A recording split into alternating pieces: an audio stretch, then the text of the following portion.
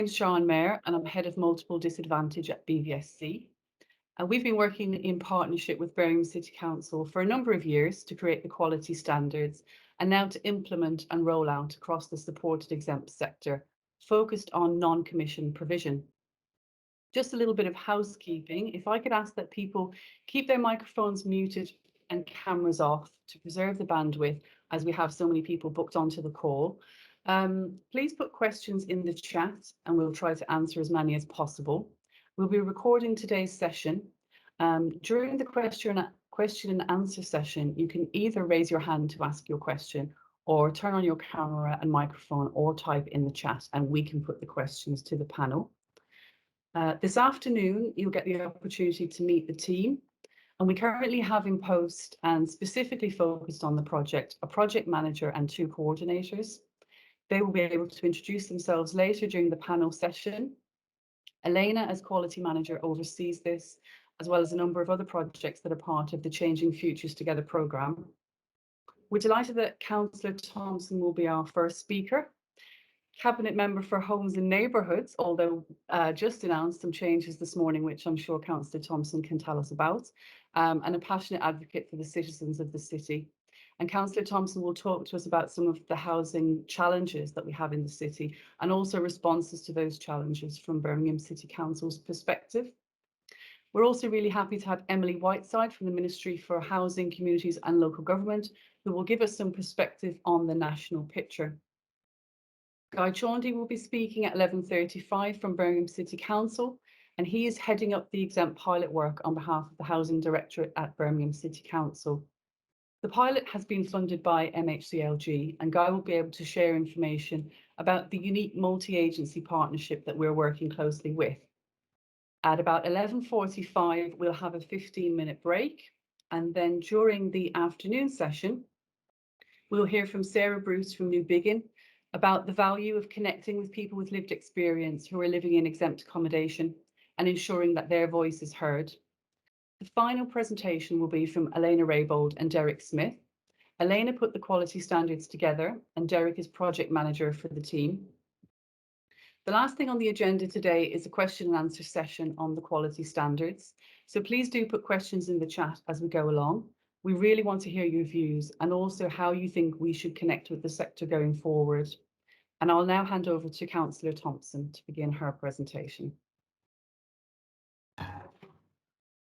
Good morning, everyone. I'm actually going to move, as you do in this new virtual world, out of this office and just move spaces because there's quite a few people talking in here. But thank you for all joining the call this morning to talk about exempt accommodation. And I think it's really important that we bring together the stakeholders in terms of those that are operating exempt accommodation when it comes to managing agents and also those who are providers. So apologies for my changing rooms. I'm thrilled to be here this morning to open up this session. And as Sian said, I am changing cabinet as of today. I am the cabinet member for vulnerable children and families within the city. And we have a new cabinet member for Homes and Neighbourhoods, who is Cllr Sharon Thompson, who will be taking over from me. But homelessness will be coming with me, but exempt will be sitting with her. I think this is a hugely important area across the city, and I think you all know that as much as we do. And there's been a lot of focus on exempt accommodation over the last year or so, particularly through the media, and also the work that we're doing through the pilot, which I know that Guy will talk about shortly. But I think it's fair to say that we have some amazing providers who work and managing agents that work around exempt accommodation. And I want to thank you all for your work that you have been doing. And there has been some issues, we can't run away from that, where there are some providers who have not been providing the service that necessarily is needed. And we've had some issues in terms of local community and local impact. And we want to work as the council, work with local providers, work with other stakeholders and the government to try to make the system stronger and to make sure that every single person who lives in exempt accommodation, regardless of who their landlord is, has the same standard of experience alongside those that are neighbours and live alongside it. So in Birmingham, we have a number of huge housing challenges as it sits. So we have over about 16,000 live applications on the waiting list. We have over 3,500 families that are in temporary accommodation. And we have huge issues when it comes to homelessness. And more recently, we've looked at investing, and there was an announcement that we will be investing £62 million into temporary accommodation, and also some money into rough sleeping. But this is an area, exempt accommodation is an area that we also need to look at, because it's a jigsaw puzzle about supporting those that are going through vulnerability. And that's why you've all got a part to play in this. And I know that there has been some questions about how we've been engaging. We've done a lot of engagement through the creation of the Charter of Rights with those that live in exempt accommodation. I know there's been a lot of engagement with local communities, and we need to make sure that we're engaging properly with those that are providers and managing agents. And I hope that this is the start of that journey. So I know that many of you are signed up to the Quality Assurance Standards Framework, and I'm really pleased and thank you for that. And also signed up to the Charter of Rights. And we hope that throughout the journey that we're going to go on, because this is a new product, so to speak, that we've got within Birmingham, that you will help us on that journey when we're walking through the implementation with some of you and looking at the things we need to do that could be stronger, and also having that constructive feedback. If we're all in this for the right reasons, which is supporting the most vulnerable people of this city, it's in everybody's best interest that we work together on this. There's a lot that's going on within the pilot, which Guy will talk about, which you will already know about, which includes providing training and support for providers. We've done a lot of work around the housing benefits side, and also around antisocial behaviour on local communities. So we really are trying to work across departments on this, because I think that's the right way to be looking at this. It's not one area, it's across a number of them. And we hope that you will support us within that journey. So I hope that you get a lot out of today's session, this morning's session, that you will feedback and provide us with honest feedback, because I think it's important on an agenda as important as this, that we have honest conversations and that we can all be open and quite frank about where we are in order to make the market better in Birmingham. So I know there's issues around in some areas around oversaturation, in terms of there's a lot of properties in certain areas on certain streets. And I know a number of providers have already indicated that they won't be have purchasing or getting more properties in those particular areas, and we thank you for that. And that's the kind of partnership that we need to make sure that whatever happens, it's good for local communities, tenants, the work that we're doing in the council and our responsibility, and also yourselves as providers. In my remit, finally, as cabinet member, I have been leading on some of the national lobby and local lobbying around some of the things that we think need to happen in terms of systemic change when it comes to government thinking around policies and procedures, particularly around giving us more stronger definitions around more than minimal when it comes to care and support, some of the planning regulations, particularly trying to get it be recognised more like a HMO, so we're very clear on the planning laws, and also making sure that there's more accountability and it's more robust when it comes to care and support for the individuals that live in exempt. And we will continue to lobby and try to push forward for those changes to safeguard those that really need safeguarding, and give clarity to everybody else involved, whether that's the council, the regulator, and also yourselves as providers. So that's really, really important to us. So I'm not going to take up too much time talking. I'm going to hand over. And again, thank you so much for everybody who's joined the call, and thank you to everyone that's supported in the work that we're doing. I know that the pilot, which Guy will talk about, has made huge strides in the city. It's really demonstrated what happens when we work across different departments and when we think about what's best for the provider and the tenant and local communities. And I'm really proud of the work that we've done so far, but I'm very clear that there's still a lot more to be done. Thank you, Sian. Thank you very much, Councillor Thompson. And also thank you for all the work you've done with regard to the lobbying, the spotlight that you've kept on this agenda. We look forward to working with Councillor Hussain and also to continuing to work with you on homelessness and around that agenda as well. I'm going to hand over now to Emily Whiteside from MHCLG, please.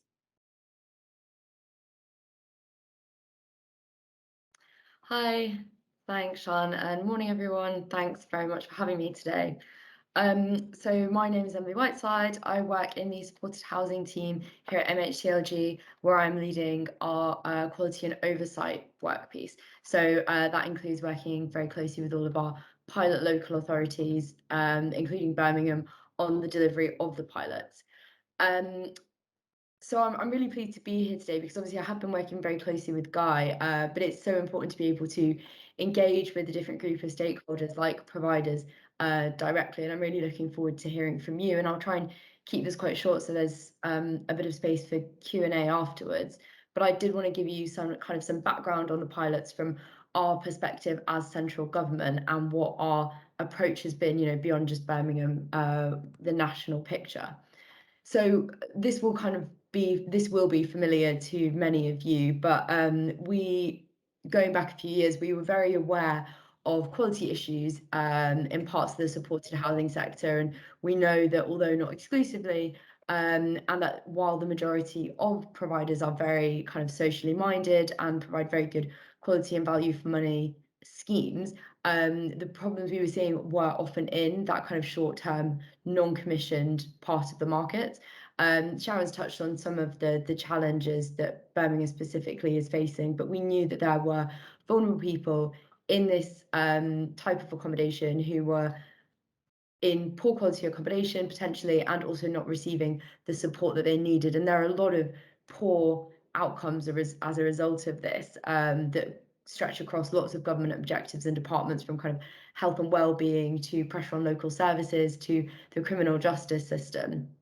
And we wanted to take action to address this, but we are very mindful, and we continue to be, about being overly onerous on good providers, and we really didn't want to risk the much needed good supply that we know is out there, because many very good scrupulous landlords are operating on small profit margins, and we didn't want, by introducing kind of untested measures, to drive anyone out, and preserving good quality supply remains one of our top priorities.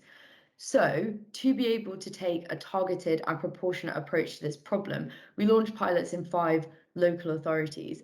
We knew that the problems were more widespread than that, but we also knew that these 5 local authorities had already been taking action to address this problem, and we wanted to be able to boost those activities and really see what they could do with additional resource and funding and kind of capabilities.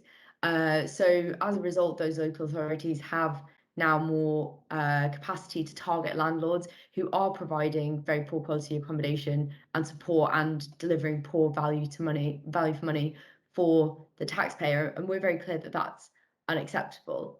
But we also want to raise standards overall in the sector and kind of make clear what good looks like, and make sure that even providers that are operating at kind of a good level are encouraged to improve their standards even further. So at the same time, we launched the National Statement of Expectations. That was October last year, and this brings together accommodation standards for the first time. So we've divided them into the kind of legal minimum standards required, the suggested minimum standards, and then what we think going further or best practice looks like. And that's very helpful, we think, to set out government's position on what we're really looking for from providers.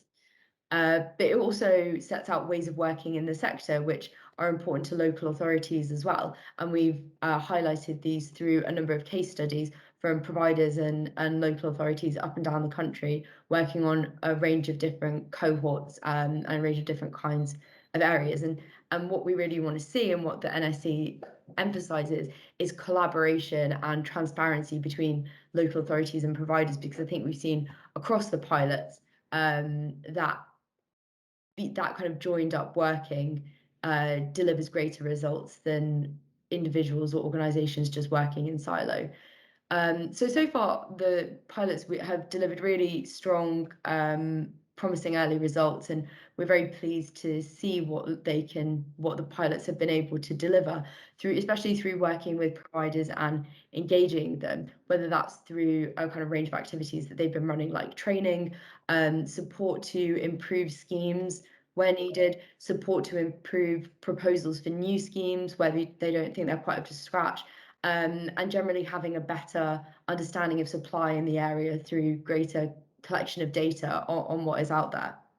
So I completely echo Councillor Thompson's points that this is a great example and great opportunity to really understand what good joined up work looks like across a range of stakeholders, providers, local authorities and other local actors.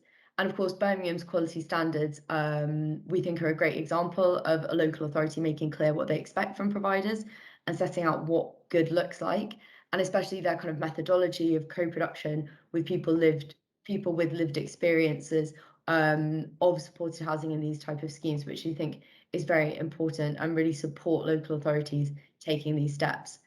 And there are examples of other positive working with providers across other local authorities, such as Blackpool, who are setting up a provider forum to engage the sector, which they're planning to use to develop standards of their own.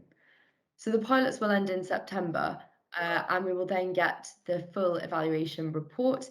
And these findings are going to provide a really vital evidence base to central government as we consider our future policy approach to supported housing. But we also see that they have had a really immediate impact in the local authorities that we're operating in, and that best practice that we found will be able to be disseminated much more widely.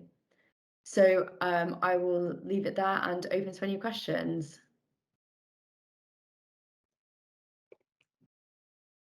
Thank you very much for that, Emily. I have shared the guidelines that you mentioned, the expectations for Housing National Statement of Expectations. I've shared that in the chat for people. Does anybody have a question at the moment? Or the question that we've had in the chat is actually about the training that was mentioned by Birmingham City Council. So I think Guy is going to cover that in his piece. But if there's not any other questions, we'll move on to Guy's bit. But if anybody does come up with anything, Emily, how long are you able to stay for this morning? I can wait and join the Q&A at the end. Where I mentioned to you that I need to leave at 12, but I think we'll be done before that, won't we? No, we won't. Okay, sorry, I misunderstood the timing. So I will later. So just to let people know, if there is a question specifically for Emily, that will need to be put forward before 12, and we'll try and make sure that that gets sent over to you. Yeah, absolutely. And if anyone has anything that they think of later that comes to mind, very happy for anyone to get in touch with me at my email address as well. Thank you. And we do intend to answer any questions that we can't get to today in a document that we'll publish afterwards with all of the questions and answers for today. So please do send them forward. Okay, so what we'll do then is we'll move on to Guy, who's up next on the agenda. Thank you very much for that, Emily. That's very interesting.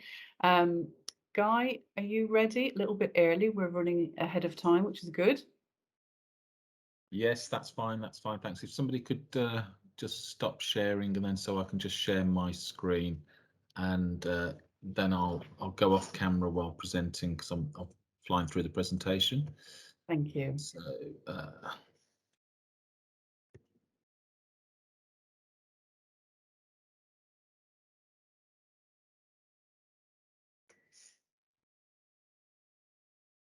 so can everybody see what's on the screen? Yes, we can, Guy. Yep. Yeah. Great, thanks. So just by way of introduction for me, so Guy Chaundy. So yes, I'm kind of leading on the pilot that you've just been told about, and I'm just going to go through a little bit of a background in terms of the Birmingham picture, and focus then specifically on the pilot. So my main role is I'm responsible for housing strategy in the city, but obviously spending a lot of my time at the moment supporting a cabinet member in terms of the issues around exempt accommodation. just so you've got a bit of a flavour of where we've come from, and why, you know, potentially the issues have escalated over the last few years. This table kind of gives a bit of a picture as to the rate of growth. So you'll see from sort of 2016 to 2019, the number of units that we had in the city was fairly stable. But since then, we've seen considerable increase, notably over 2019-20. And also since then up to now, we are at about 21,000 units. So you can see the rate of growth has been considerable over a short space of time. As I say, over 21,000 units. The sort of vast majority of accommodation sits within the lease-based model. You know, with yourselves as housing associations, working with agents, and that makes up predominantly the accommodation in the city, about 90% of it. We've seen, and you'll know yourselves, a considerable increased density in some particular neighbourhoods, and almost some saturation in some, which obviously brings with it, you know, a range of issues in terms of, you know, accommodating high numbers of people with complex and vulnerable people in very small areas, and the impacts that has on those areas. Whilst we're developing, you know, and working with Emily and the regulator around the sort of future policy direction, we've focused our efforts on that close working, both with the regulator and with MHCLG, to evidence where we've seen best practice with the other local authorities, and have themed discussions with them around specific areas of policy. Hopefully to inform then sort of, you know, future policy development. However, whilst all this is going on, there are some sort of immediate on the ground problems, especially where growth is impacting on those specific neighbourhoods I mentioned. And that's kind of evidenced through the sort of number of complaints we get from local residents about some of the issues in the areas, specifically around antisocial behaviour, etc. But also what the growth has also resulted in is impacts within those areas on things like local housing markets. And obviously, Councillor Thompson talked about the number of families that we have in temporary accommodation. So removing large numbers of family accommodation is a concern for us, and one that we do need to kind of work with you around how we can repurpose in some areas. So some of the key challenges and aims of our current work, obviously it's to, you know, what we're doing today, working with you to help sort of stem the growth rate whilst we can get the oversight work delivered and embedded, and things like, you know, the discussion theme today around the quality standards, that we can get those embedded, but at the same time try and stem the growth. Clearly, we want to help inform central government's thinking around future regulatory reform, and that's being done through the pilot. And we're having sort of discussions around the housing benefit regulations, the planning, etc., and also the role that certainly, which is key in Birmingham, with 90% of it being provided through RPs, is the role of the regulator, who we do work very closely with in terms of monitoring adherence to regulatory standards.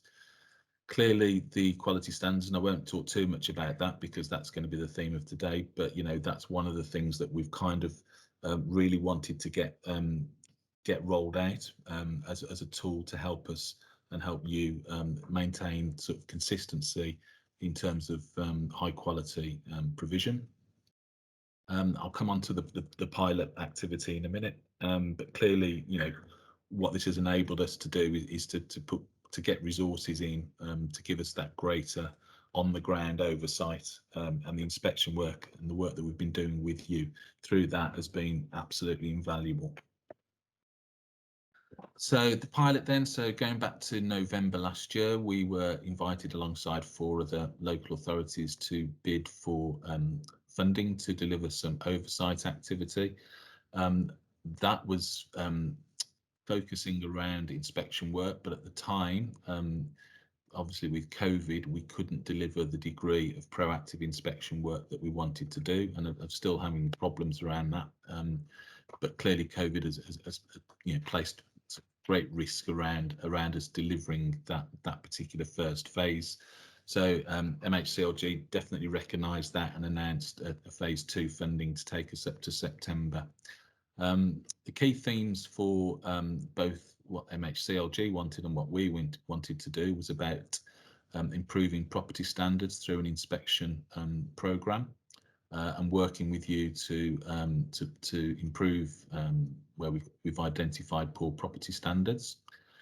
Aligned to that, though, is around improving the standard of support provision through looking at housing benefit claims, but also undertaking those care and support reviews with people in exempt accommodation.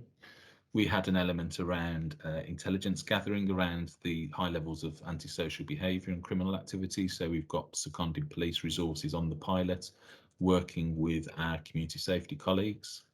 Clearly, we've been able to enhance the capacity of the benefits service to scrutinise claims and to ensure that there is clearly evidence of support being provided. And I suppose one of the key important things that we needed to do was to get a proper understanding of what the future the strategic needs assessment piece. So what does supported housing in Birmingham need to look like?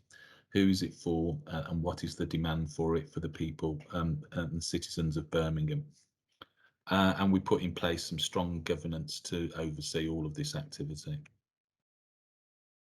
So as I said, we've got multi-agency oversight, and we have weekly tasking and fortnightly project management that brings together housing, planning, adult social care, benefit service, community safety and the police, as I mentioned, the Children's Trust, probation. We've got a number of strategic partnerships that are keeping oversight of this as well. That's the homelessness board, the Community Safety Board and Birmingham Safeguarding Adults Board. And obviously working very closely with Emily's team at MHCLG through the pilot, which also includes the DWP and the regulator. We talked about the training package. So we've just in the sort of final stages of pulling that together and will soon be rolled out. That will be online modules aligned to all aspects of provision, whether that be through care and support planning, housing benefits. So we're hoping that that will come out within the coming weeks to you, and clearly we'd be really keen for you to take up that offer. I mean, it's free training, so it'd be really good if you did take that offer up. You'll all be aware that we are seeing some providers exiting from the sector, and there are risks around that. So recognising that, we are in the process of finalising a kind of an exit toolkit and protocol. And I know some of you possibly have been spoken to by Maggie and Ruth, who have been pulling that piece of work together. And we'd really like, obviously you to be fully signed up to this, because it's an issue for you as providers. It's an issue for us as the city. There are potential homelessness risks for the people living in some accommodation, and this is very much about a collaborative approach to working collectively when providers are exiting the sector. As I say, we've put in place increased resources to oversee issues around ASB and criminality. We've got social work resources on the pilot and West Midlands Police resources to undertake some of that inspection activity alongside housing. So it's a kind of a combined approach when we're going out to doing inspections where we think that's needed. As I say, we've got that cross-council forum overseeing the delivery, and I'll talk a bit about the sort of the higher level oversight that the council has put in place as well. I think today it'd be really good to get a discussion going, because, as I say, this is very much about working collaboratively with you as the providers about, what does post-pilot look like? And, you've just heard about one authority that has a provider forum. Is that something that we want to explore, so that we've got some kind of structures in place to work, to deliver that collaborative working? And just to say that, as I say, we've been undertaking inspection activity to date. Those have been very much sort of reacting to service requests, complaints, etc. But we are now and have moved to undertaking more sort of proactive inspections. I will say, in terms of the learning and some headline outcomes, there's been a really good response from providers that, you know, in terms of the inspection activity especially, and we've found that, you know, where we have responded to a complaint and a problem, that we've gone out and we've worked with you, and in the main those issues are getting resolved. So I think that, you know, it's a thank you to you all for how you've responded to that inspection work. This has enabled us, this pilot has enabled us to develop much better high quality live data sets, so we know on any given day where provision is, by locality, by provider, etc. So we've got a lot of good quality data. There is some gaps still around that in terms of the typology of support that's being provided, where referrals are coming from, and that's something that we do want to build into our future housing strategy, so that we've got a good picture around that. So we've undertaken about 300 inspections to date, focused on a range of issues around antisocial behaviour, property standards, support, etc. And I say a lot of that has been done in sort of multidisciplinary approach. Social workers have undertaken over 200 support and care plan reviews as part of that work. So where we've identified any issues or concerns around support provision, they've been undertaking more in-depth care plan reviews. Community safety team have undertaken over 103 visits with the inspection teams and concluded 193 investigations. Some of the sort of headline findings, you know, through the support reviews, we've found generally there's inconsistencies around how support plans are done, and I think, you know, the training and the QA is going to help create some consistency around that area. I will say generally, but there obviously have been exceptions, that the standard of property has been fairly good. We've not found too many issues around property condition. As I say, there have been exceptions to that. Similarly, the inconsistencies around how ASB policies are developed and managed amongst providers. Some really good examples, but obviously some inconsistencies around that. And just to reinforce that all of this joint working and the working with yourselves to date has been, you know, invaluable. Just a quick slide on the current governance, so you see sort of who's keeping an oversight of this. So we've got the pilot operational delivery group, which is the fortnightly group, which brings together all of those areas. We've got a kind of beneath that the weekly operational tasking, which looks at individual addresses and where there's a need to do joint inspection work, etc. We've obviously got the national steering group, which Emily is driving, and that includes obviously the local authorities, MHCLG, the Department for Work and Pensions, and the regulator as well. We have a cabinet member and director level sponsor board. So there's the issues around exempt accommodation across a number of sort of cabinet member portfolios, if you like. It's not just Cllr Thompson. So Councillor Cotton in terms of community safety, Councillor Hamilton in terms of adult social care, and the deputy leader who's responsible for the revs and ben side, the revenues and benefits side. So that is a sponsor board that brings together chief officers and those cabinet members just to provide oversight. And just to say as well that a scrutiny review has been ongoing since earlier in the year, and we're hoping in September next month that we'll get some outcomes from that work. And that scrutiny review has been very much focusing on getting stakeholder and resident feedback and evidence into the issues around this this accommodation type. So that's kind of me done. And I suppose if we're moving to Q&A later, I haven't been able to see what's been going into the chat. So I'll have a fly through now. I'll stop sharing and answer what I can through the chat. Guy, there's been a question about when will people know that the training is available and how? So clearly we've got everybody's details. So once the modules are live and the links are live, we will get those out to you. I'm guessing it'd be via email. If we'll obviously do some comms around it as well. Colleagues in adult social care are pulling that package together. So I'm expecting it to be imminent. and I will make sure that you all get the sort of contact list that we've used for today's event, that we'll use that as a mechanism to get that out to you. Okay, thank you. We've also had support for a forum, and Stefan Deans talked about the fact that there was previously a provider forum just before COVID. I think it stopped during COVID, so he'll get a chance to talk about that if you'd like to share more information on that. Question from David Fensom. The 200 support plan reviews have often led to cancellation of housing benefit claims and clawback of housing benefit with very little notice. We support the process in principle, but have been pushing for clarification of the specification that those audits have been judged against and definitive explanations of the decision.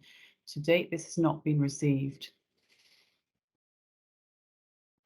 Again, I think that the housing benefit elements will be clarified through the training, and then obviously not being a benefit expert, but that the approach that the benefit service are taking as part of their service reviews is trying to obtain evidence where there's more than minimal support being provided.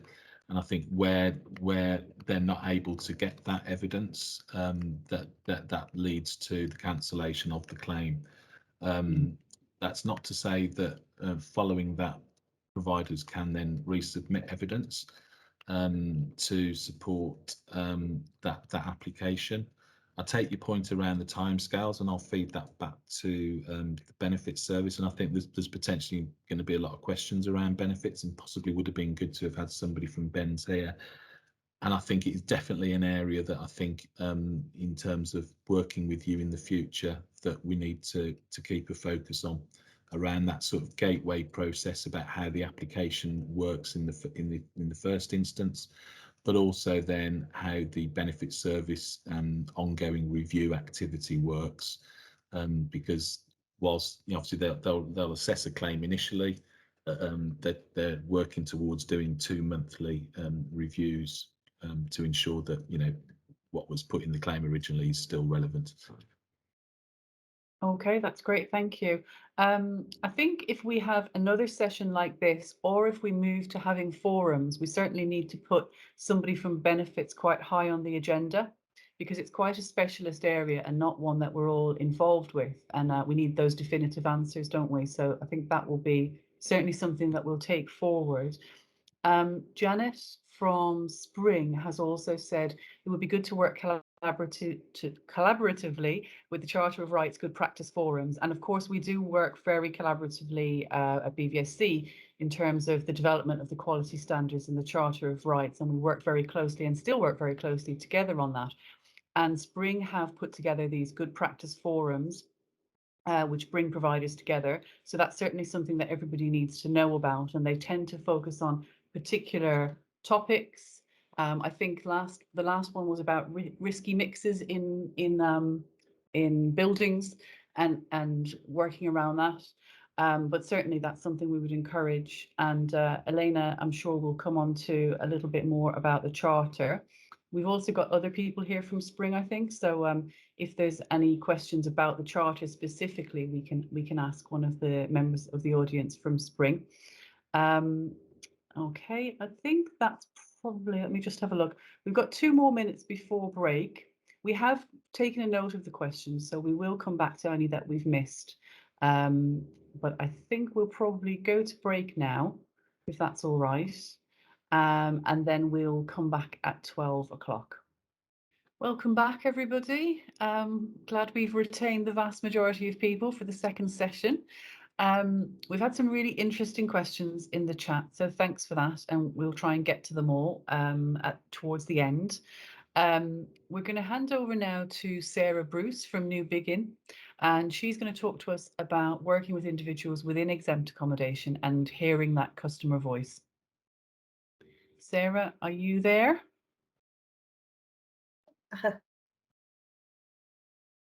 Hi, Sarah. Hi, Elena. Hiya. Hi. Are we ready? Okay. Awesome. Thanks, Sean. So thank you, Sean. So I'm here today with Sarah. Sarah Bruce is from New Begin, and today I'm just going to ask a few questions to Sarah, and she's going to, give her experience and the work that she's been doing at New Begin. So Sarah, tell me about your experience about working within this sector and the work that you've been doing so far. So I started working with BVSC probably over a year ago now. I've got lived experience. I've lived in shared accommodation myself. I was working on in-reach outreach, and within that work came across quite a few people who were living or had lived in or were wanting to go into exempt accommodation, sometimes from the streets. So I did that for a good year, and that was about referring people and trying to find them decent accommodation to live in and support that they needed. From there, I was supporting New Biggins work within Winston Green and Handsworth. And they, after I got made redundant from BVSC, they asked me to go and work with them. So in particular, I'm an advocate, but I'm a housing advocate.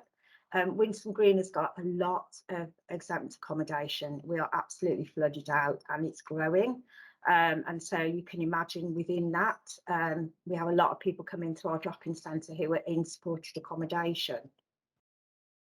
Okay, so what kind of things are people coming to New Biggin about? What's the experience? So a lot of it is around the mixture of people with complex needs in one place. So, you know, people struggling, you know, as we all know, complex needs, mental health, addiction, some offending, people having privacy, and wanting a safe space to put their things, being able to cook, you know, without having, you know, other people around them sometimes. Just there's a lot of issues, you know, around living in shared accommodation, and those come up quite regularly for people. Okay, and I know before you were mentioning that you have a forum for people as well to come in, and what happens there? What's that like? So when I was at BVSC, I worked on the tenants charter and was instrumental in getting tenants in. And we sat down here at BVSC with Thea and some of the guys from Spring, Birmingham City Council, and we managed to get together the Charter of Rights. And then me feeling really passionate about that for me because I've been in shared, but also for the guys because they worked so hard on it. I wanted to keep that alive and fresh, and so from that we've been doing some more work around that. Elena's been out and talked to guys about the quality standards. I mean, I have to say, in reality, they don't know about these things. You know, they've actually said we didn't know that you know, there were any quality standards. We didn't know about the charter. So, you know, it's keeping them informed, keep them in the loop, because after all, they're the people that are living this every day. Yeah, definitely. And for you, what's changed? Because, you know, there's a lot going on, and I know before you mentioned about some of the providers that you've been working with.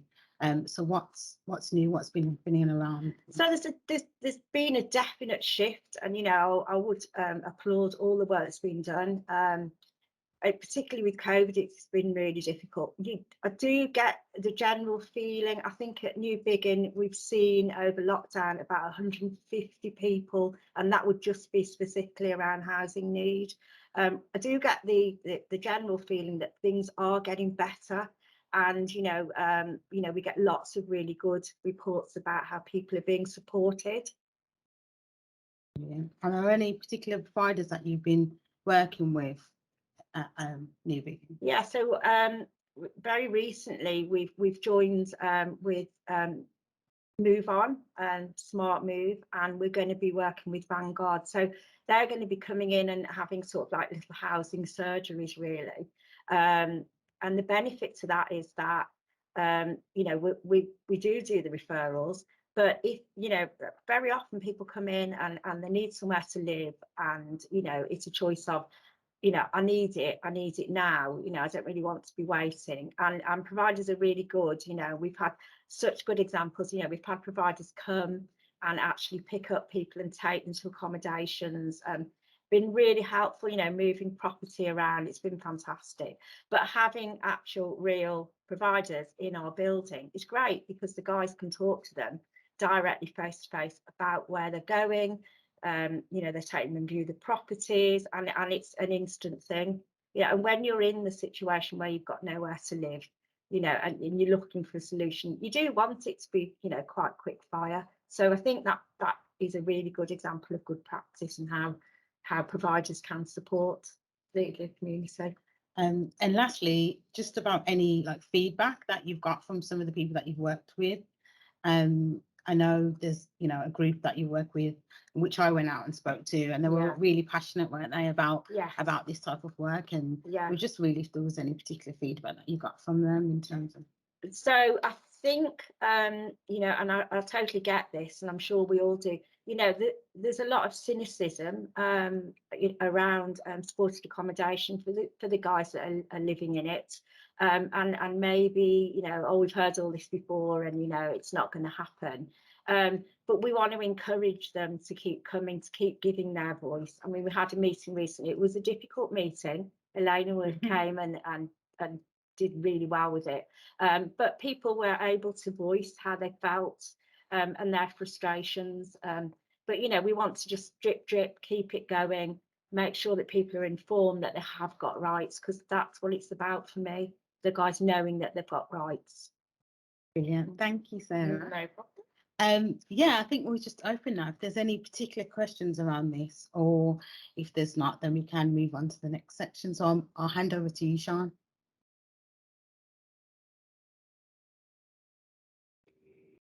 Thank you very much for that, Sarah. We've had, and Elena, we've had a couple of points in the chat that the providers mentioned are not housing associations, they're agents. So just to address that, what we decided with the quality standards was that we would allow both agents and registered providers to apply for the quality standards. Partly because that was the request from the sector. So there was many people who wanted to demonstrate in their own right that actually they were providing a really good quality service, and they felt that it wasn't sufficient for them that for the registered provider that they worked under to have the standard, but they also wanted to go through the standard in their own right. So obviously we agreed to that and could see the logic in that. And also when registered providers have withdrawn from the market or changed, you know, what they're going to do with regard to decommissioning, that's, I suppose, given the agent a little bit more strength in their own right to be able to move to another registered provider and say, well, actually, we're assured of the quality service that we provide, and this is how we demonstrate it. So that's the reason for that decision. So we do work with registered providers and with managing agents. And you know, not one is sort of seen as lesser than the other. Caroline Berry has said, in speaking to our residents in regards to the Charter of Rights, it's something very welcomed and wanted by residents, rather than just being a tick box exercise. It's taking some time to embed across the organisation, particularly with the closure of Prospect, and time needed to resolve that. However, we are getting there. That's really positive. Another question is, what happens when the funding for the pilot ends in September? And what is the council's plan to carry this on? Is there the budget for this? It would be good if somebody from the council could answer that question as opposed to me. Yeah, that's probably one for me, isn't it? So obviously we've got we're not looking to have a complete end at the end of September. I think I mentioned that we had to pull back on some of the inspection work early on in the pilot, which just sort of generated a carryover of funding. And so we're looking to continue some form of inspection activity through to the end of the financial year. We're just doing that modelling about what that looks like.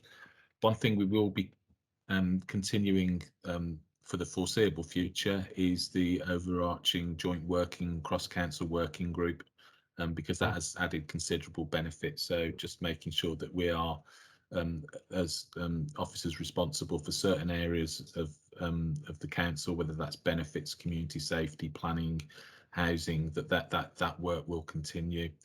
So during that time as well, we are looking at options, and obviously, you know, we will need to present options to sort of cabinet members in terms of what any future funding the council wants to put into having more permanent dedicated resources, whilst the consideration about future funding models is being made sort of central government. Okay, thank you very much, Guy. There's been quite a few comments as well about, I suppose, that the negative press that providers get in the exempt sector as a whole, and changing some of that narrative and trying to get some good press out there about the good work that's happening. And case studies have been suggested.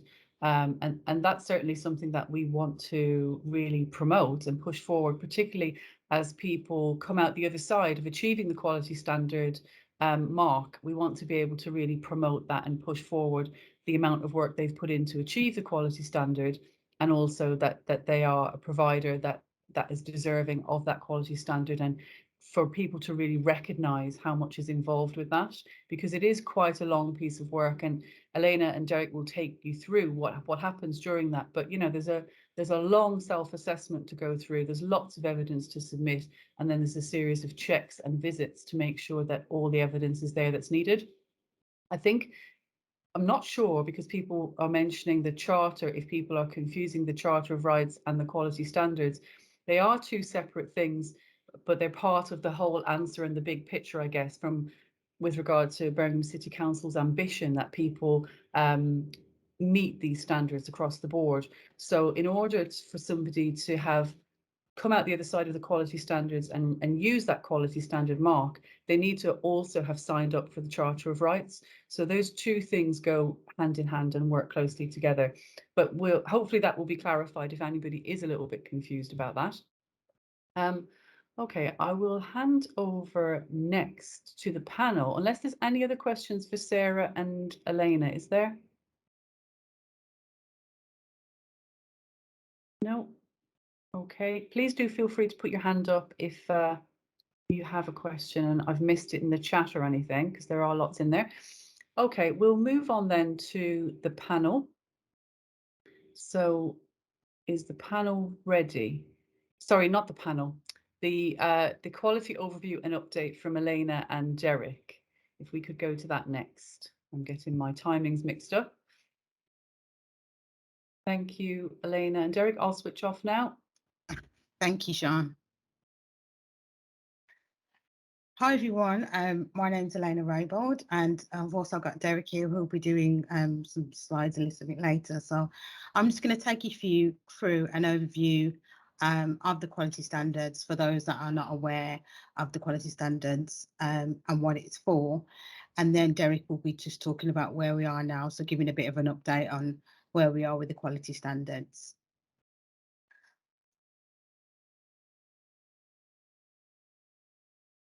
So just to give you, a bit of a background and how they were developed for those that are not aware. So in 2019, we was approached to develop some quality standards. And in developing that, what we did, we had a few forums with some of the registered providers. I believe some of them are who are here today. So we had different focus groups with them, and also utilise some of the stuff that we've had from our Birmingham Changing Futures programme, which is based at BVSC. So in the past, we've had particular projects which were aimed at exempt accommodation. So we utilised all the previous things that we had from that as well in developing these standards. And so with all that work and with all that evidence that we had from providers and from feedback from tenants, we created these quality standards. And the main aim of them was to create some consistency across the sector, because as has been mentioned before, there wasn't any kind of guidance around the support element. So that's one of the things that we wanted to provide, and really just provide a baseline for support for providers, so they have something there to attain to. And actually, when we are going out, we are speaking to providers, we know that there's a lot of them that are already providing this level already. And so for us, the quality standard is really to highlight that good practice across the sector as well. And one of the other main things was providing a level of assurance for referrals and potential residents, tenants, because what we're finding is that there are particular referral agencies that say, well, we know this one's a good one, this one's not. But if we speak to another provider, they'll have a different list. And actually what we wanted to do is have a level of assurance across the board, across the city, for people that are referring into accommodation. So, you know, why we have the quality standards. So obviously Guy's given you a bit of an overview around the pilot, but specifically around the quality standards, we again wanted to kind of highlight where the good practices and share this across the sector. And we see the quality standards as a contribution to the work that's going on. So we don't think it's going to solve all the problems, but actually it's just a contribution to all the work that is going on around exempt accommodation at the moment. And our approach is really about supporting the provider to meet those standards. So where there are areas where they're not meeting, you know, we then offer some recommendations about what kind of things that they need to put in place to reach those as well. So we're really coming from a place where we want people to attain the standards, and where they need further support, we then give that in terms of signposting to the relevant agencies or whatever they need to kind of fulfill and meet the standards.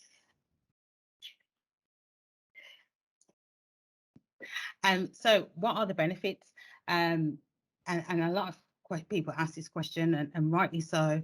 So in terms of the benefits of doing the quality standards is about the credibility and the recognition that you would get across the city. I know there has been obviously talks about referrals as well. So referrals that will definitely come from Birmingham City Council or commissions hubs. And I know there have been providers that have agreed to sign up to say, once we have the awarded providers, that they will only take referrals from these ones that have been awarded. And the other element is around the objective review from BVSC. So we will be doing this review and also offering the strengths and areas for improvement. So we not just want to focus on where there's gaps, but we always want to highlight actually where the good practice is as well. Because within the standards, we're very much focused on how, as a provider, you're working with other agencies, whether that be statutory, voluntary services, or within the community. And we believe that actually that will create better relationships with the community, but also with agencies who are either statutory or voluntary. And one of the big ones is around the residents having access to transparent and consistent and fair accommodation. And so what we're saying here is that, you know, there's different levels of support, and some people might be giving very minimal, someone might be given a lot of support. But for us, it's not about that in specifically, it's more about actually what you are providing. You're just being really clear about this is what we provide and this is what we don't provide. And so residents understand, you know, what is on offer and what's not on offer really. And so they can make that decision in terms of what accommodation they want to go into. So just a little bit about the framework and the 3 areas. When we did the focus groups, these were the 3 main areas that was discussed quite in length in terms of the areas which we thought that needed to be actually looked at. And so we've got leadership and management, and that's, you know, how the provider leads and manages the accommodation around the support and what things they have in place. And then the referral assessment and supervision is about how you take referrals, how you assess people that are coming into your accommodation, but also the supervision of the individuals that come into the accommodation as well. And the residents, this links into the Charter of Rights, because one of the indicators within this is that you are, as a provider, signed up to the Charter of Rights. So that's something that we would look for in terms of the evidence that you are signed up as a Charter of Rights, because that definitely links with the residents, because that is focused specifically around the residents as well. So the assessment bit is this is just a high level overview. There are bits within these sections, but just to give you a bit of an overview of how the assessment works is we have self-assessment, and then we have a review stage, and then we have an award stage. So providers will complete a self-assessment and send in evidence to us at BVSC. We will review the evidence, and so that's the evidence that may be sent by email. And then once we review that evidence, we will then schedule visits to your head office and properties to just verify the evidence that we've received. So the pass mark is 70% or above. And for those that receive that 70% or above will receive a quality mark. I'm just going to move on now to Derek, who's going to do the next slide. Hi everyone, my name is Derek Smith. I'm the project manager for the quality standards. Yeah, I'll talk a little bit more about the engagement with providers within the next slides. But I just want to talk about the award stage. Now, originally the plan was just to indicate whether a provider had passed or not. The pass mark was 70%, and it is still 70%. And you may be wondering, well, how do we know 70% of what? Well, it's each bit of evidence of each quality standard that we receive, we will mark it, and the marks are added up, and I won't go into too much detail because it's quite a bit. It is a huge piece of work. But overall, at the end, it will, the system we're using will indicate a percentage, a mark, if you like. And so the pass mark is still 70%, and that will give a bronze award. So we've moved on to giving a bit more of an indication where providers are. So yes, a 70% pass mark. It's bronze. There's some, really good areas of practice. There's some areas that still need developing. And then silver, it's we're moving on to, it's very good. The quality of evidence received physically or when we go out on provider visits, very good. Very few areas for improvement.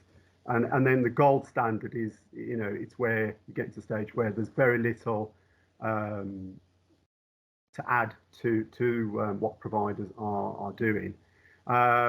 Anything less than 70%, we don't want to just say fail. So we're going along the lines of services are developing, and I think that's really important because whilst from experience so far, there's some really good practice out there, really good standards.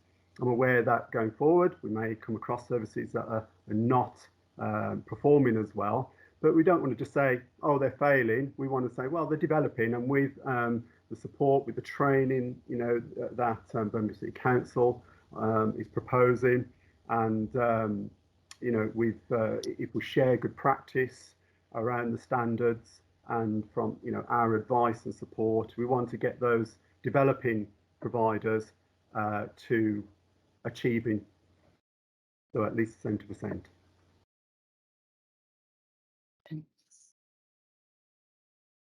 Okay, so now we move on to the provider stats.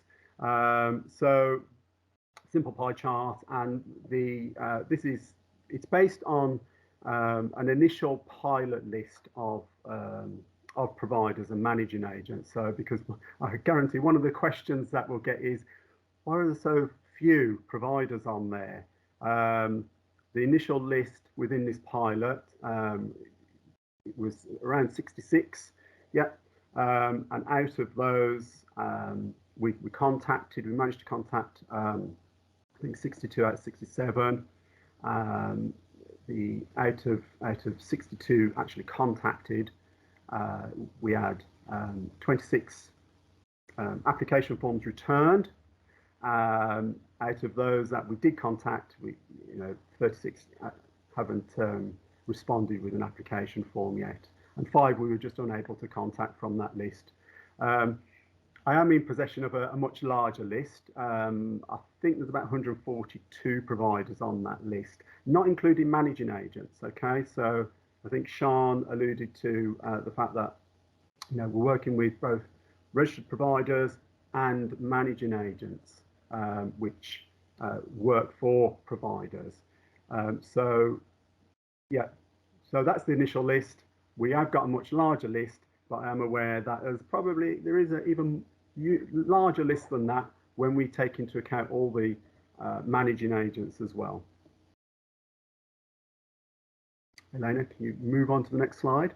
Okay, so this is the providers that we're actively working with. So we've got 10 applications that were pending the start of the process. We've only just started to go out on provider visits.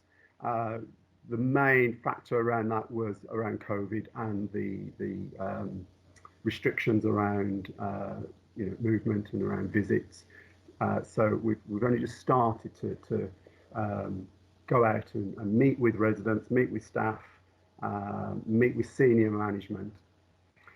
So yeah, 10 are at the just pending the start of the process. So we've got their application forms, and we're just going to send out the payment agreements.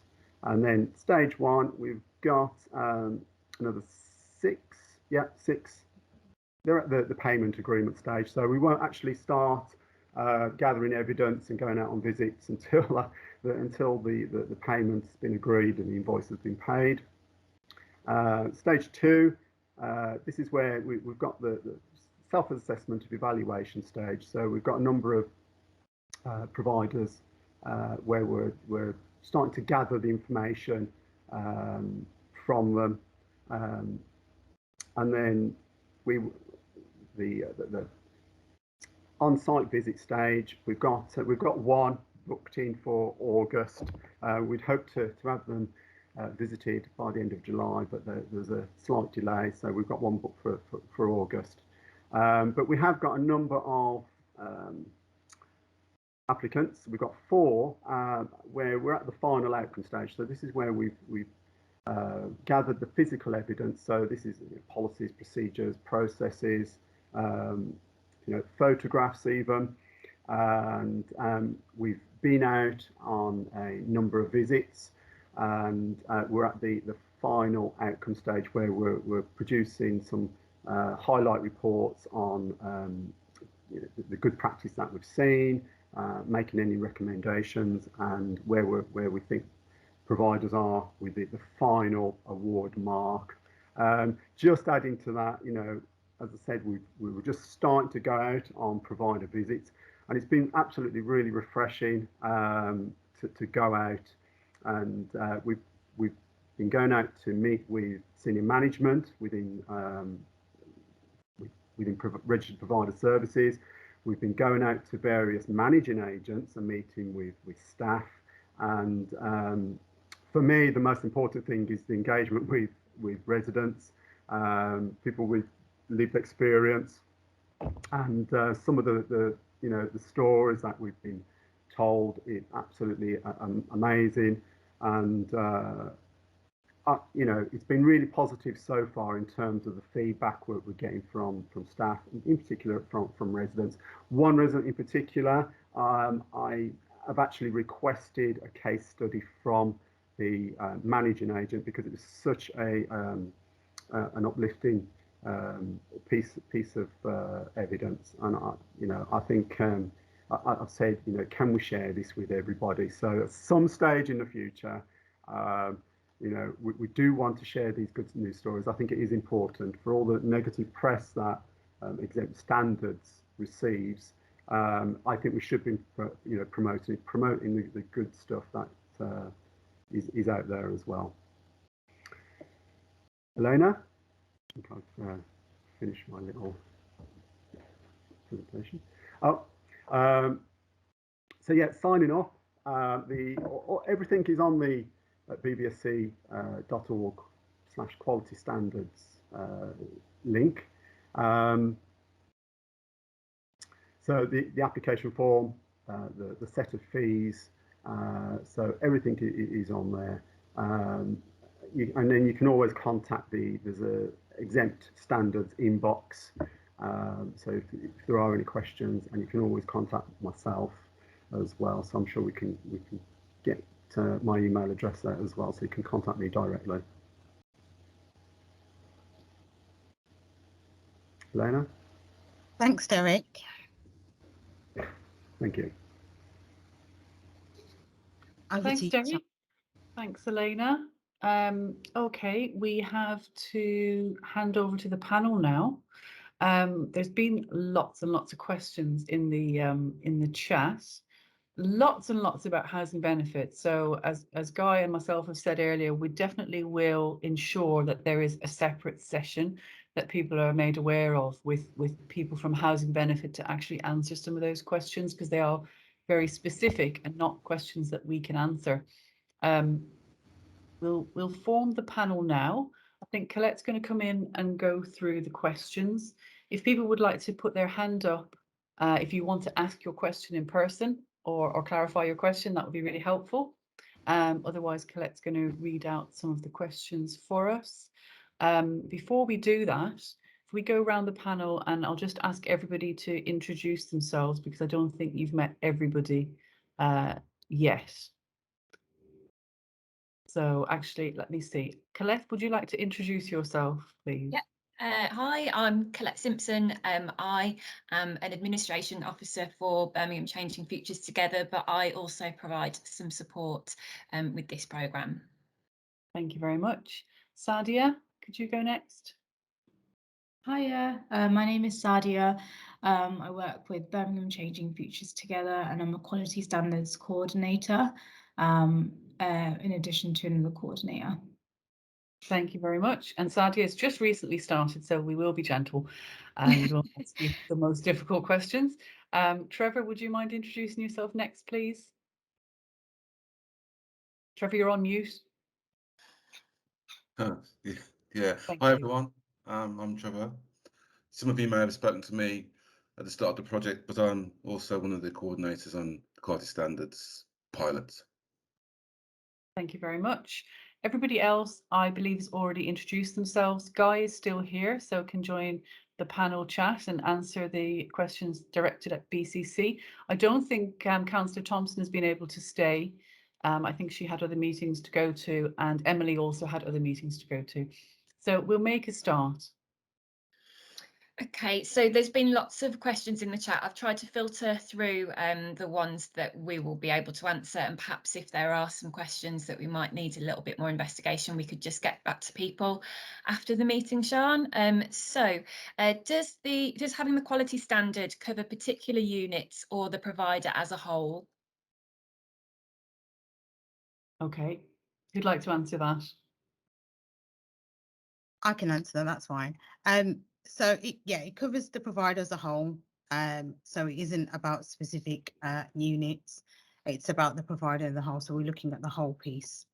So yeah, and the fee is based on the number of units that a provider has. So somebody asked about that earlier. We can send out information about that when we talk to people individually. It is very much based on the number of units, so it goes up depending on more units, so that the smaller managing agents and providers will have a much reduced fee.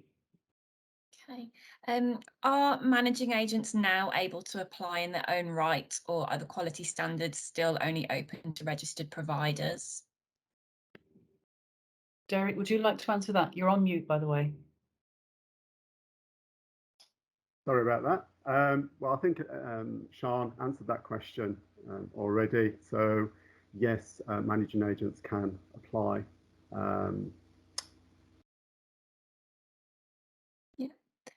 And just a bit more clarification to do with that as well. Would registered providers be paying the same as managing agents? Generally, no, because the registered providers are generally much larger than managing agents, so mostly they wouldn't be, no. Okay. When you have a quality standards inspection and have received your mark, what impact would this have when communicating with housing benefit? Difficult to say. As I said, we can't answer specific housing benefit questions, and housing benefit is covered as an area of law. So you know, there are very particular rules that they operate under. However, there is housing benefit is represented in the pilot. So there is a representative from housing benefit who attends pilot meetings. So they would be aware that somebody has achieved the standards or the quality standard. So, but I can't really say how much impact that would have. I would hope that it would have a positive impact, but obviously they're working to very particular rules and guidance. Is there protection in place for good managing agents if the RP they work under is closed down? The transition process at the moment over to a new RP is very stressful for residents. Guy, would you like to talk about that in the decommissioning pilot that's happening? Yeah. So obviously, as I said earlier, we kind of recognised that the how the kind of exiting process works is not only stressful but quite risky in terms of people not knowing where they're going, who they're going to, how they operate. So we are developing this protocol and toolkit, and the work to date has involved speaking to providers, to agents, to residents, to the regulator, to various other sort of stakeholders involved in this, to ensure that we've got a real tied up and tight process for how that works, which is very much around sort of a collaborative program managed approach. So if people, if anybody wants to kind of feed into that work, if they can drop their details into the chat, I'm sure the people we've got working this up for us would be keen to speak to you. I will say, however, we want to kind of try and tie this together quite quickly because, as I say, we've got providers that are currently exiting and this issue is very live. So we want to try and get this kind of in place by September. And then we can obviously get it out to you as, as the forum now, if you like, to sort of, familiarise yourself with it. But the issue is, you're correct. The issue is because of the model where you've got a registered provider with a number of agents that then have got individual landlords, and then there's the actual individuals living in it. It's there's a fair number of pieces to the jigsaw and a fair number of complications, sitting within whatever the lease arrangements are, etc. So it is quite a complex area and one which we do need to sort of effectively test, if you like. Thank you, Guy. I've just seen a question in the chat, Colette, before you go on, talking about if the scheme is voluntary. Let me just go back to that. Would the council or BVSC be making it compulsory for all referrals to be made only to those signed up with the scheme? From the beginning, when we first talked about the quality standards and the Charter of Rights, the council were clear that referrals, particularly from hubs that are commissioned in the city, referrals would be made to preferred providers that had got the quality standards and the Charter of Rights. Obviously, we're in the early stages of that process at the moment, but I think as we move through that process, depending on what the council say, and it isn't up to BVSC, this decision, depending on what the council say, we could move forward to a position where those that don't have it are not the preferred referral routes out of those hubs. And that's certainly what was discussed at the beginning. Guy, could you elaborate on that, or do you have a... No, I think that kind of covers the position, really. Yep. Obviously, yeah, Okay. we're going to be working with those statutory referring agencies so that there is a line to this piece of work as yourselves. Thank you. Okay, back to you, Colette. Okay, so are you visiting selected properties which have been selected by the managing agent? It may be a good idea to visit random properties to get a true picture of the standard of the property and the provider. So to date, we've been very much inspecting properties that have been identified to us through either a complaint or whatever. But we're now moving towards doing some targeted proactive inspections based on where we know we've got high concentration of the accommodation, where we've got known issues, where we've got previous concerns over particular providers. So those will be sort of targeted inspections. The one issue we have is because of the risk assessments that we need to do, it's difficult for us to just do on spec visits. We are looking at how we can possibly do that through accessing other data sets to assess risk, so that we have been notifying, which I know has been an issue in that when we go out, individuals aren't there. So we will be looking to do some random on spec inspections, but we've got to tie it into the risk assessment piece. Thank you, Guy. And Guy was specifically talking about the inspection team at the council. So would somebody like to answer for the quality standards assessment team? Yeah, I can do that. I mean, so far we've been out to 4 providers, and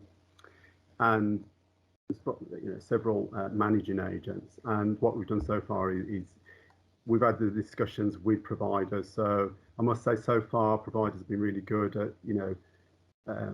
working with us to identify the different managing agents that they're working with. So they're not just choosing one managing agent, and they're not just choosing, we're not just choosing one area. I mean, going forward, we'll probably make it a little bit more random.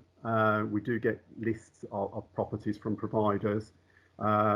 So I think it's important that whilst the quality standards and the way we score things are very set, they're very process led.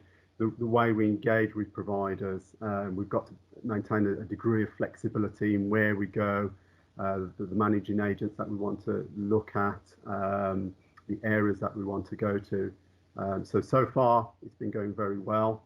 But yeah, I do agree with that person that yeah, we do need to make sure that that flexibility includes a degree of randomness. So we are choosing at random, particular properties and managing agents. Okay, registered providers are closing and undertaking reviews with residents. 90% of the residents that we work with are then not wanting to do even more questioning on where they live or go through their life experiences. How will BVSC and the council deal with this? I think this has probably been addressed in what Guy talked about earlier, which is that piece of work which is happening around specifically the decommissioning of exempt provision, and the people that are working on that are working on a toolkit to support with this, and that work I think is due to be concluded reasonably quickly, because I know there's a real urgency around this because providers are already exiting the market. It's certainly a difficulty. There are other support networks that we can refer into as BVSC, and I'm sure Birmingham City Council will also be able to do the same, that might be able to support the work. So for example, there's the No Wrong Door network that we might be able to refer into to have additional support for people with complex needs, if that's something that's needed. So I think it's something that we need to work alongside the council in feeding into to see how we can develop that. But if anybody does want more information about accessing additional support from some of the commission providers, if they contact us, we can certainly signpost them to that, if that helps. I think Guy's got his hand there. Oh, yeah, just to add to that. So I suppose just with some sort of current live experiences, I think the reason, if a provider's coming out, the first thing we need to understand from us as a council and our statutory provision is where there are people with specific specialist needs. So that understanding of is it a general accommodation need that there's a risk for, or are there people with specific support needs that we need to perhaps prioritise? So providers, that's why they're trying to get those conversations with residents to understand that. From my perspective, we'd want to see that information pretty much at hand, so that it's really clearly known where the provision is and the type of support level that's going to potentially be impacted. So I suppose if it's an ask back to yourselves, is just to make sure that that information is at hand and available between the agents and the RPs, so that if there is fallout, we've got that intelligence. How important is the partnership work conducted by housing providers to obtain the quality standards?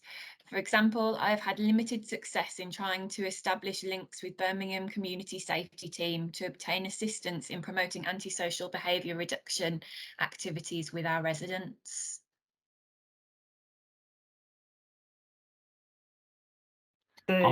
I'll certainly take that back in terms of our community safety colleagues. And if you want to drop whoever asked the question again, is it in the chat? Is it? Yeah. Right. Okay. No, I'll pick that up from the chat then and get back to you, because clearly, you know, what we're trying to do with the pilot is, you know, support providers in terms of how, you know, their policies and protocols around managing an ASB, and if they need support around that. And there will be something within the training modules around this as well. But clearly, if you've been trying to engage with them and not getting a response, I'll take that back. I think that's pretty much it, to be honest, Sharon. Lots of questions around getting access to this recording, so you know, I can send that out at some point this week. And there's quite a few questions around housing benefit, you know, and the value in setting up a specific meeting about that. Yeah, and there's been quite a few as well around having a forum or doing it jointly with Spring and the Charter of Rights, or setting up a steering group. So there's a few options that people have put forward, but certainly there seems to be very widespread support around having some sort of regular mechanism for providers and managing agents to feed back into the council their thoughts and have, you know, open lines of communication. So we'll certainly facilitate that. How exactly we'll do that, we'll look at what everybody said, and we'll come up with a solution for that. And we will make sure that everybody gets invites to those future meetings or forums or steering group or whatever, however it looks, that people will be able to get involved in that and share their opinions.